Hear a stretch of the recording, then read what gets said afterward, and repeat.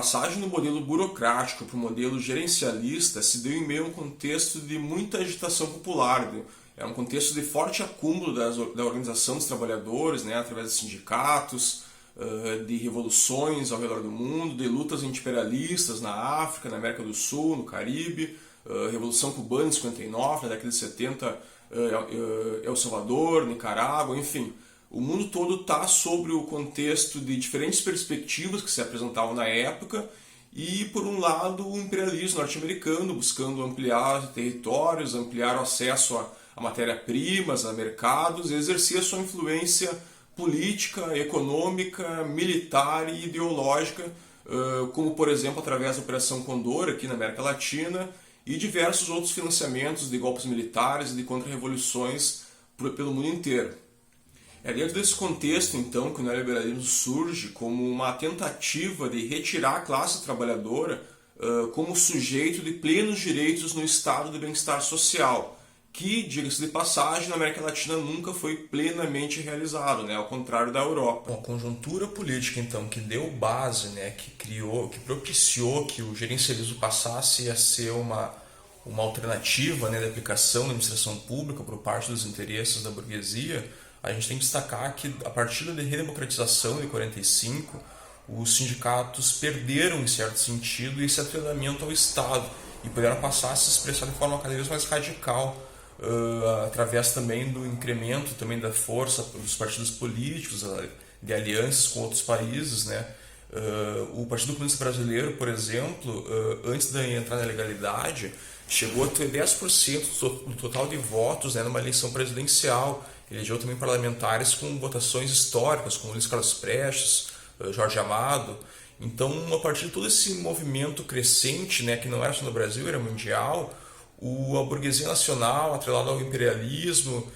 e as forças conservadoras, tinham que barrar isso de alguma forma. Então, como é que eles faziam isso? Era desarticulando sindicatos, colocando partidos na ilegalidade, caçando militantes, lideranças. Então foi a partir do estopim gerado, né, pelo anúncio das reformas de base lá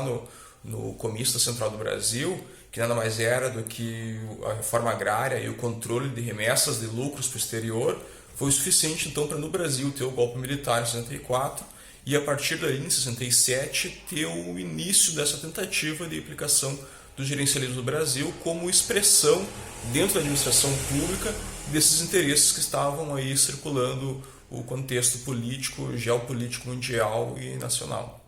Bom, diferente do que foi a passagem do modelo patrimonialista para o modelo burocrático, né, onde se tinha uma nova ordem social, política e econômica, a chegada do gerencialismo não se deu exatamente em contraposição ao modelo burocrático, né? A gente vai ver que, na verdade, esses modelos coexistiram por um bom período. A primeira medida que representou essa tentativa de implantação do modelo gerencialista foi a reforma de 67, né, o Decreto-Lei 200, que criava vários órgãos de administração indireta e tentava, assim, burlar a administração direta para poder, a partir de novas regras, novas lógicas, prestar os serviços públicos, né, a partir do ente federal. Na verdade, essa reforma acabou não conseguindo atingir seus objetivos, né? A própria Constituição Federal de 89 veio instituir que todas as regras aplicáveis à administração direta fossem aplicadas também à administração indireta. Apesar disso, diversas outras pequenas reformas também foram se dando. Em 79 a gente tem a criação do Ministério da Desburocratização, o Programa Nacional de Desburocratização, né, do Hélio Beltrão, assim, nesse contexto já de privatizações, e pelo mundo afora uma forte disputa entre as diferentes perspectivas, né? O golpe militar no Chile, em 73, representa aí o primeiro modelo prático de implantação desse toda essa ideologia neoliberal a partir do modelo da escola de Chicago, né? Que hoje a gente vai ver é o que defende o nosso ministro da Educação, Paulo Guedes, também. A crise do petróleo em 71, né, quando os Estados Unidos, a partir do governo Nixon, declara que a quebra, né, do padrão dólar-ouro, né, e institui o início de um sistema de câmbio flutuante, né, a financiarização do capitalismo tem início, né, aí nesse momento, e algumas marcas, né, como exemplo, a gente vê que algumas marcas acabam valendo mais que a própria produção dessa marca, né. A gente tem também um grande aumento da dívida pública, inflação galopante, em um contexto de muita dificuldade, né, para as classes mais populares. Em 1980, então, a partir do governo de Margaret Thatcher, a gente tem na Inglaterra a primeira implantação também concreta no contexto europeu desse ideário neoliberal, marcando aí também esse fim do estado de bem-estar social a nível mundial. Cabe lembrar, né, que as medidas neoliberais aplicadas no Chile, né, e na toda a América Latina foram muito mais duras, né, do que aquelas aplicadas no contexto europeu, né, tanto na Inglaterra como em outros países. Apesar disso, os elementos centrais do neoliberalismo estão presentes em todos, né? Já que enquanto na Inglaterra o modelo austríaco foi preponderante, aqui na América Latina foi o modelo da Escola de Chicago. Embora a gente tenha visto na década de 80 o surgimento do novo sindicalismo, né, a partir das greves do ABC, a criação da CUT, do PT, no contexto mundial houve importantes derrotas no movimento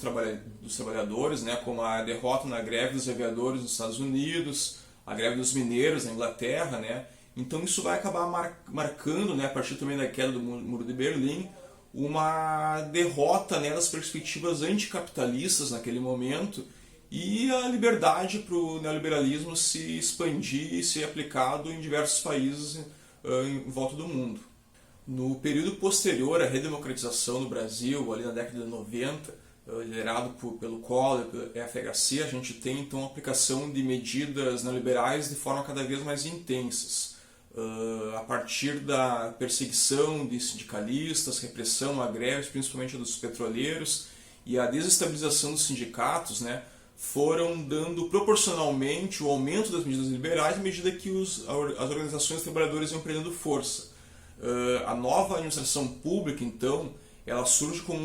uma superação do modelo burocrático, embora com a Constituição Federal não se podia ainda superar todas as normas, direitos e garantias que estavam colocados ali, mas aos poucos isso foi se dando. Em 1995 a gente tem então a reforma do plano diretor, né, aplicada pela FHC, que constitui de fato um marco legal na passagem desse modelo então burocrático para o gerencialista, embora, como a gente vem dizendo, né, isso não se deu de forma estanque, né, esses modelos vão coexistindo até hoje. Algumas medidas que exemplificam como é que se deu essa aplicação de medidas neoliberais, né, lembrando que foram muito em consequência, né, da pressão de organismos internacionais como o FMI, a Organização Mundial do Comércio, né, e o próprio Consenso de Washington, né, aplicado pelos Estados Unidos para os países sob sua influência. A gente tem a criação de diversos órgãos da administração indireta, como ONGs, OCIPs,